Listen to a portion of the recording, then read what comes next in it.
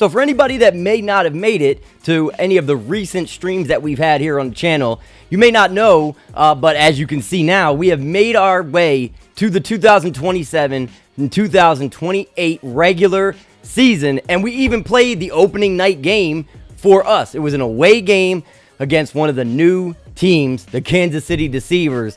And man, I gotta say right now, like, there were some crazy moments in that stream. There were some crazy moments. It was a roller coaster of a game. We were down 14 at one point in the first quarter. The whole first half was basically terrible all the way up until like the final few minutes of the second quarter. And then from there, we just took off, man. We took off. We ended up being up by 13 at one point, late in the third quarter, I believe. And then the fourth quarter was a little back and forth as well. They made a little bit of a comeback, made it very interesting, but we secured the dub in the end with just solid gameplay. But it's going to take a little bit of time for, some of the new guys to gel and everybody to mesh and the chemistry to get 100%, even though it says it's 100% right now. Maybe it is. Who knows? Maybe after one game, maybe we are right where we need to be. But we're about to find out today, because before we have this live stream on Codename Saturday Night Live, which it will be known as now because that's what I decided to call it. But for anybody that's not in the Discord and hasn't found out by now, basically what I'm planning on doing is a live stream every Saturday night where we stream a game, that we're playing at and during that time frame. Whether it's a regular season game or a playoff game. I especially want to stream the playoff games, but it's not going to be every Saturday night. Once we hit the playoffs, I'm going to be streaming every other night. So we can get through those playoffs, and hopefully, God willing, we will make it to the playoffs, because I feel like we have a very, very strong team this year. And speaking of our team, I want to go through and show you guys the mentorships, the new mentorships that I have in place right now. So we still have the exact same mentorship in place for Jaren Jackson and Topić. But the new ones, first of all, I've got Marcus Smart mentoring Rob Dillingham to get interceptor, pick dodger, and fast feet. So all badges that he could definitely use. And even though we have a tendency to forget this, Ron Holland is still only 22 years old right now. So I have Sam Hauser mentoring him to get that catch and shoot badge. Because if there's one thing that Ronnie Holland needs to work on, it really is just his outside shooting, because everything else he has in his bag. Also, I have our system proficiency set right now to balanced. However, 7 seconds is now up to a 3.5-star system. And I'm going to be honest, this is my preferred system as a player. I don't know about you guys, or, I don't know how you guys feel about it, but let me know in the comments what you guys think. Should I change it to 7 seconds, or should we leave it at balance? I guess once we start to simulate, we'll see things unfold, and if a change is, warranted, then maybe we'll make that change. But let me know what you guys think. And then for right now, this is how I have the coach game plan set up. I've got Rob Dillingham, of course, starting at the 1 right now, getting 30 minutes per night. Hardy getting 33 minutes per night. We'll ease him into things and probably maybe bump those minutes up depending on how he's doing. Holland at 30 minutes per night to start off. Jaren Jackson and Wayne Carmichael each 28 minutes per game respectively. Grady Dick, our amazing 6th man, at 25 minutes per night. Ace, 22 minutes per night, but that is most definitely going to go up as the season progresses, because we might be moving things around. I want to get him incorporated into this offense in a big, big way. Keontae George, the new addition, is getting 17 a night. Topić at 15, and then the rookie Caleb Gaskins, definitely wanted to get him worked in. We got him at 12 for now, but again, we're going to see how everything, looks as the season goes along. So there's some other things that I want to go through, but I'm going to go through them in a different video, because right now, my boys, I am so pumped to get into this season right now, because I did change up the training schedule, and I went very, very in-depth, for this season, because I really think that this team that we have right now is literally probably like one solid piece away from being a championship contender, if we're not already, to be honest. But Hardy and Holland, I mean, bro, that tandem has been amazing. And if Ace Bailey has the kind of breakout year that I'm expecting him to have, yeah, we're going to be a problem. But let's get this thing started off. We are going to simulate up to this November 24th game, or through this November 24th game against Cleveland, so that we can get to the November 25th game against the Indiana Pacers, which we will be playing live this Saturday night, my boys. So let's start simulating this thing. We'll go back, look at the box scores, and see how we've done throughout the first month-ish of the season. So we have made it to the November 25th game against the Indiana Pacers, and we are 12-5. Still great in my book. Let's first, before we do anything, take a look at the standings, because I know Some of you boys are going to be you guys have a vested interest now. Some of you guys are going to be interested to see where your team is, where your team sits. So let's take a look at the standings. And as you can see, man, Cleveland, just ridiculous. We're third in the conference right now because Cleveland and Miami have come out of the gates hot. As you can see, 17-3 for the defending champions. They're 8-0 at home. They're 16-1 in the conference, obviously. They haven't lost many games. They won 12 in a row. Bro, they started the season off 5-3 and have won 12 in a row. That's just crazy to me.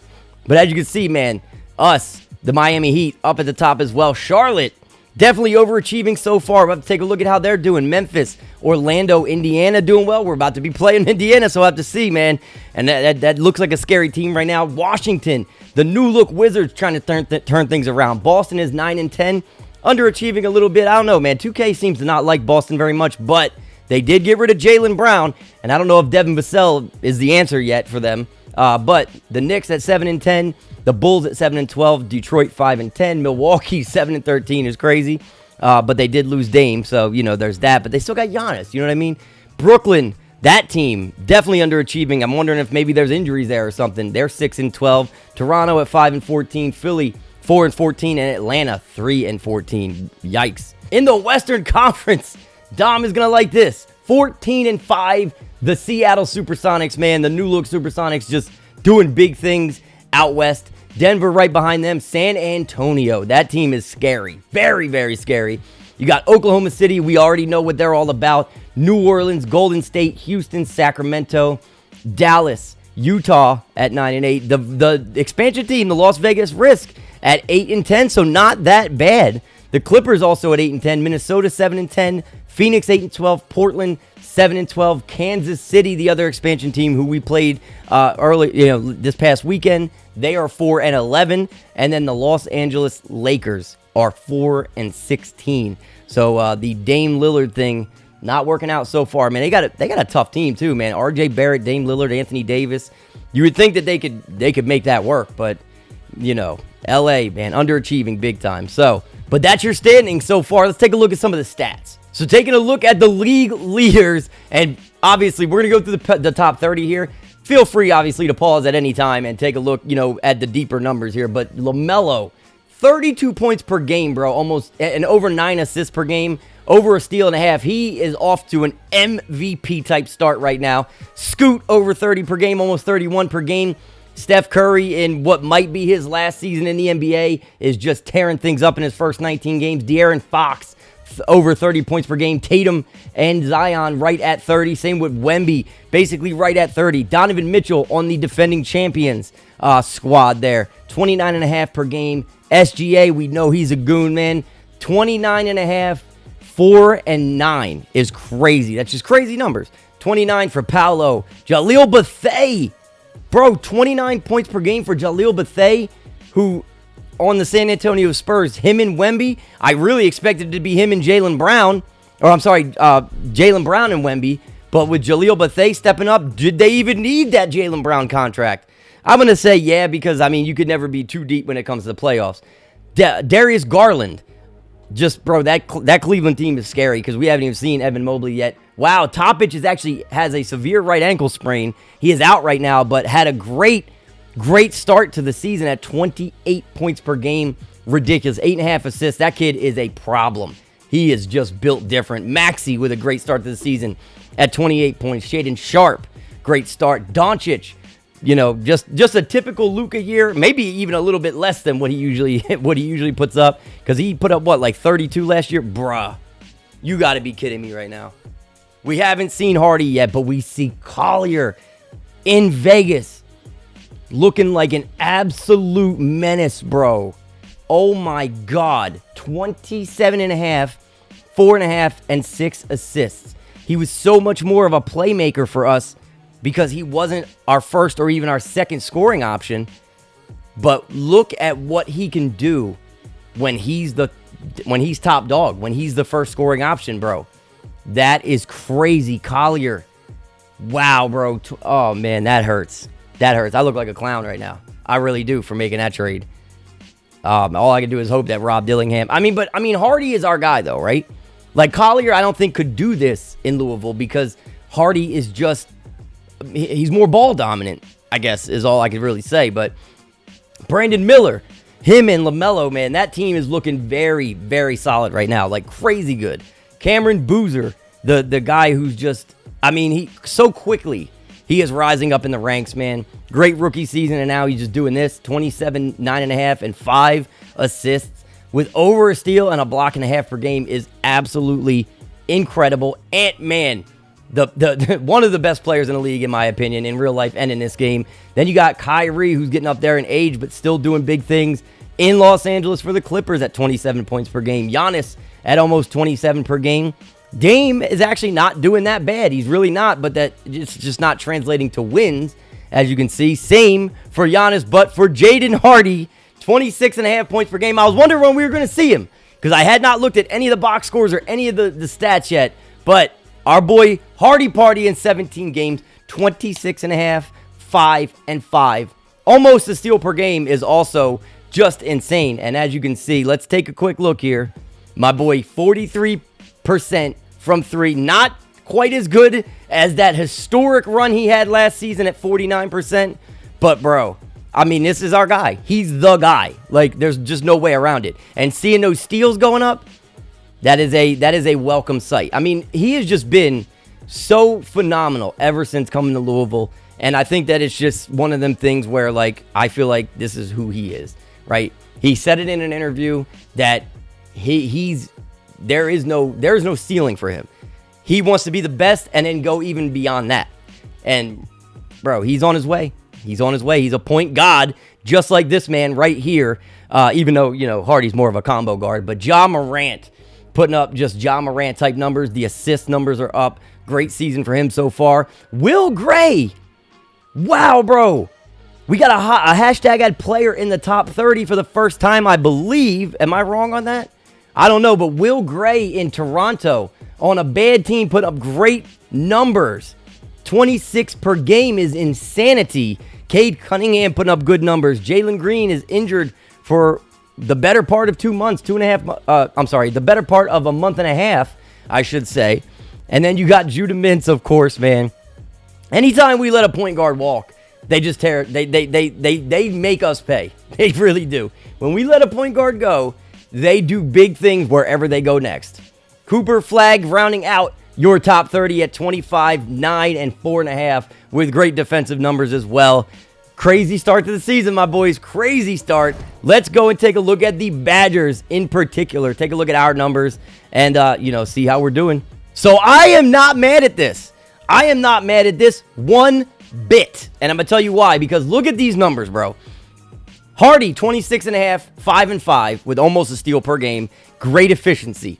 Then you've got Holland, who also has been very efficient at over 20 points per game, 7.5 rebounds, 2.5 assists, and a steal and a half a block per game. We need to get those turnovers in order because this is not a guy who handles the ball very much, and he was injured for a few games during that simulation stretch. But as you can see, great numbers so far, and I am so happy to see that Dillingham is our third leading scorer so far on the squad, man. Whoa, that's not where we wanted to go, but as you can see, Dillingham, 15, 1.5, and over 6 assists per game. If you add up what him and Hardy are doing in the assist category, we take that, bro. We are one of the best passing teams, playmaking teams, whatever you want to call it. We have the one of the better assist numbers in the league as a team every season, year in and year out. And we're proud of that. We have maintained this identity as a defensive team and a playmaking team who can shoot the ball as well. And those things are, those are the ingredients that will win you a championship in the long run. I do believe that. And as you can see, man, Wayne just doing Wayne Carmichael things, bro. 2.3 blocks per game, and he's got them steal numbers up to almost a steal and a half per game. 14.5 points, almost 12 boards per game, and his assist numbers are even going up because he's dishing it out when he's getting doubled. Love this guy, man. Grady, we'll have to see what we're going to do with Grady or Keontae George because I don't feel like they can coexist on this team. I really don't. Even though Keontae can play the point guard position and Grady can play the small forward position, they're technically neither one of them are really two guards. But still, I just don't feel like with the current state of things, they can coexist because of this man right here. We have got to get him more minutes. He got injured as well, as you can see. He only played in 3 games so far. He had a severe right ankle, or a severe left ankle sprain, I believe it was. We got to get him back in the game and get him more minutes, get him back in the swing of things. Jaren Jackson, a little bit of a slow start, but he's one of them guys, like I said, you're not going to see a lot of what he does in the box score unless you're looking at the steals and the blocks. 1.5 steals, 2.5 blocks per game so far is absolutely phenomenal. You know, the 3-point efficiency has gone down, you know, pretty consistently. But, you know, if I can get it up over 30, I'm happy. I'm also curious about Ron Holland and Rob Dillingham. Holland at 31.5%. You know, being in the mid-30s is where we want him to be, but anything over 30, we'll take it because he's not a great 3-point shooter to begin with. And then Dillingham, bro, 45%. Let's go. This man is, bro, he is him. Dilly in the Villy is working out, my boys. Grady, injured right now, but 42%. We are he's got left knee tendonitis, but we are a great shooting team. Very great shooting team. 41% from Keontae George. Ace, not a great 3-point shooter, but in his first 3 games, as you can see, doing big things. Very big things. Koa Pete. This is a guy who I also would love to get more minutes to. I need you guys to comment down below and tell me, give me a 10-man rotation and eliminate anybody that you think should be traded. Give me like a legit, our best 10-man rotation. And if you think that there's somebody we should target in a trade and maybe package together a couple guys, you let me know. So I do want to take a look back at some of these box scores, starting off with a couple of the teams that we played in the postseason. Look at this Bucks game, bro. Giannis put up 29, 12, and 7. He had a pretty good game. Filipowski, I'm actually curious to see. Filipowski at 17 a game. Zach Edey, bro. Wow, Zach Edey. Wow. Doing very, very, very well in his opportunities so far in Milwaukee. What a pickup for the Milwaukee Bucks, man. But look at this. Ron Holland, 37, 2, and 2. Much like he did in the game versus the Deceivers, man. This man stepped up like he's incredible. He really is. Love to see Grady Dick going 5 of 11 from 3. Hardy 3 of 6. We're such a good shooting team, I'm telling you. Great shooting team. 9, 4, and 6 with 3 steals from Rob. 3 steals, 3 blocks from Carmichael. That's just a Badgers game. And then here it is right here. This is the one that matters. 3-point dub over the Boston Celtics. Tatum dropped 39 on our heads. DJ Gatling, who is in right now, I thought for the injured Hartenstein, but I think Hartenstein gets injured after this. But he's still getting starter minutes nonetheless. So as you can see, Tatum put up 39 on us. Hardy put up 40 in this game, though. This man came out here and said, I don't care. Look at what we did in the fourth quarter. Look at what we did in the fourth quarter, my boys. We were down by 19 points going into the fourth quarter. We were down by 19 points going into the fourth quarter. Let that sink in. Great game for the Badgers, man. Made a statement in that one. As you can see, a 1-point loss to a very, very good Orlando Magic team. Banchero, King, Jacoby Walter. That team is going to be a problem. Hardy and Holland putting up good numbers in this one again. Love to see Grady. Again, 3 of 5. He's a shooter, boys. He's a sniper. As you can see, man, we beat the Bucks again. So that's 2 of 2 so far. Hardy and Holland just going off so far early in the season. You see Giannis. GG, that's another good pickup right there. I like the Jalen Suggs pickup as well. Not bad so far, 10 points a game. AJ Griffin, another strong pickup. Like to see what Ty Smothers is actually doing as well. Bro! No way Ty Smothers is getting 16.5 points per game. That is wild. 40% from 3. That kid is built different as well. That's going to be a strong team. It's not translating to wins yet, but they are going to be a strong team. As you can see, we did not take care of business against the Utah Jazz. Cooper Flagg, 36. Donnie McBride, man. Jackie Moon himself, 24, 4, and 7. Eric Garcia, who had a strong start to the season. My man, probably in the running for most improved if he keeps this up. Almost 20 points per game, 6 boards, 3 assists. This man is doing work. 42% almost from 3. 41.5%, whatever you want to call it. Just a great start so far to the season. Keldon Johnson, another guy doing big things. And then as you can see, man, 23. This is just a rough game for us. We had a great first quarter, but it was both teams had high scoring first quarter. So, we just could never get our traction, it looks like, in this one, because they beat us every quarter. Then the Supersonics, who, as you can see, they have a very good record. They're 14-5, and one of those 5 losses came at the hands of your Louisville Badgers, my boys. Wayne Carmichael came out here and abused these men on the inside. The team that has all that length and all that size, Wayne Carmichael said, bro, none of you boys are Wayne, okay? 26, 12, and 5 for Wayne, man. Only one block in the game, but it doesn't matter. It doesn't matter because he can either stop you from scoring or he can score himself. That's how good he is. Dilly from the Villy, 23, 5 of 9 from deep.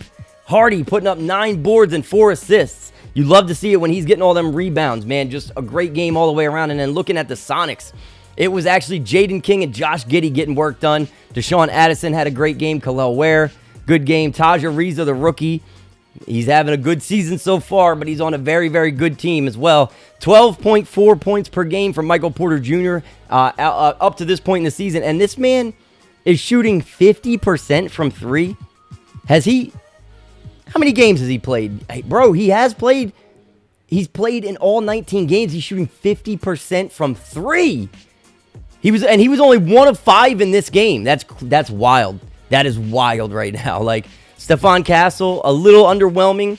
And he's just been consistently average every season, and he's getting the minutes. I mean, last season he got the minutes for sure, 30 minutes plus per game, but just consistently just not showing any growth.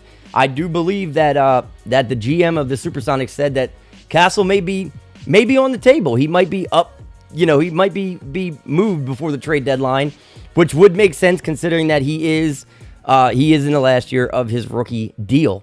But taking a look, the Pacers, we've already played them twice. Played them 3 times in the first month, which is crazy. Topić, bro. Topić has our number. He always puts up crazy numbers against us. Haliburton had a great game. Terran Stokes, as you can see, the rookie, putting up great numbers. Very, very good numbers so far. The Badgers, man. Dillingham, just a goon in this one. 32, 3, and 7 with 2 steals. Led us to a 5-point dub. But then the very next night of back-to-back, playing the Pacers again. Probably, it was probably in different arenas both times, which is weird to me. But either way, as you can see, man, Hardy, 19 in this one, Carmichael, 19. This was kind of like a team effort, as you can see, and we don't do very well in those team effort games. Fourth quarter did not treat us very well in this one. We lost the fourth by 8, ended up losing by 2 despite going into the fourth with a 6-point lead. Topić again, bro. Topić, Jarris Walker, Kyle Chuha, who has been a fantastic pickup, kind of a glue guy for the Indiana Pacers as of right now. 12 assists for Haliburton and 8. When you've got 20 assists in total from your backcourt, you're doing big things as a team, man. The Pacers right now at 9 and 7, I feel like they are a dark horse to be possibly a championship team. But as you can see, man, we also played the defending champions. Garland, Mitchell, and Mobley just abused us, and Seth Hoffman, who they picked up as well, man. That's crazy that nobody was offering him, but he had some controversy off the court, so I could see why that may have happened. Hardy putting up 42, but it still wasn't enough. It still wasn't enough because we did not have our typical Badgers fourth quarter. The defending champs came out, hit us in the mouth in the fourth, and they showed us why they're the defending champions. One more thing I wanted to show you guys that I thought I saw as I was looking at the ticker at the bottom just now. But Reed Shepherd put up 23 on us in this game. Look at this man, has 24 points per game this season, and he had almost 20 per game last season. He is doing work after he sat on the bench his rookie year, the entire year. His entire rookie season, he sat on the bench. Hardy had a great one in this one. Dillingham has had some amazing games. I am very, very impressed with Rob Dillingham so far, I gotta say. Very, very, very impressed. But here we are, November 25th, Indiana Pacers. We will be playing that game against the Indiana Pacers live on Saturday. And I believe Saturday is the 11th.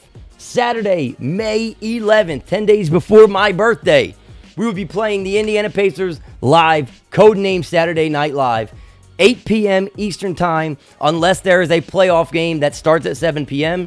Then we'll do it at 9 p.m. I'll have to find out when the playoff games in real life are going on. But either way, it'll be anywhere between 8 and 9 p.m. Eastern Time that we will start the stream, and the Pacers are the opponent.